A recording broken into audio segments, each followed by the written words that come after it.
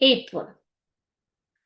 Fill in the blanks with the correct word from the bracket. Fill in the blanks with the correct word from the bracket.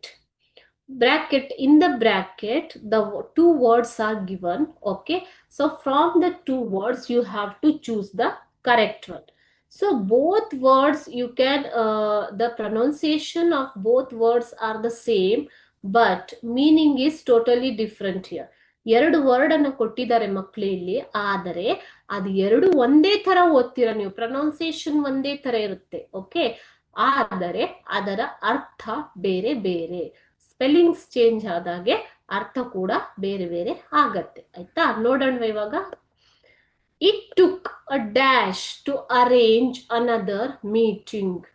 It took a week to arrange another meeting. Week ಅನ್ನೋದು. So okay, so ಒಂದು ವಾರ ತಗೋತು ನಮಗೆ ಇನ್ನೊಂದು meeting ಅನ್ನ arrange ಮಾಡೋದಿಕ್ಕೆ. Weak ಅಂತಂದ್ರೆ ಇಲ್ಲಿ ಎರಡು ವೀಕ್ ಇದೆ ಅಲ್ವಾ, WEEK week and WEAK weak. So WEEK ಅಂದ್ರೆ ವಾರ, 1 week, 2 week, 7 days a week ಅಲ್ವಾ. WEAK ವೀಕ್ ಅಂದ್ರೆ ನಿಶ್ಶಬ್ದ.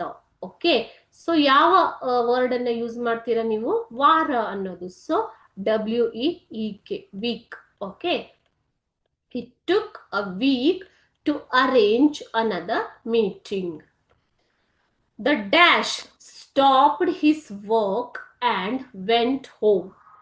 The farmer stopped his work and went home. ಅಲ್ವಾ. ಸೊ ಫಾರ್ಮರ್ ನೋಡಿ, FORMER ಫಾರ್ಮರ್, FARMER ಫಾರ್ಮರ್. ಯಾವ ಫಾರ್ಮರ್ ನ ಯೂಸ್ ಮಾಡ್ತೀರಾ, ಫಾರ್ಮರ್ ಅಂತಂದ್ರೆ ಮೊದಲ ಅಥವಾ ಹಿಂದಿನ, ಫಾರ್ಮರ್ ಲೇಟರ್ ಅಂತ ಹೇಳ್ತೀವಿ, ಹಿಂದಿನ ಮುಂದಿನ. ಓಕೆ, ಸೊ ಹಿಂದಿನ ಶಬ್ದ, ಹಿಂದಿನ ದಿನಾಂಕ, ಫಾರ್ಮರ್ ಡೇಟ್, ಫಾರ್ಮರ್ ಆ ತರ ನಾವು ಯೂಸ್ ಮಾಡ್ತೀವಿ ಹಿಂದಿನ ಅನ್ನೋದಕ್ಕೆ.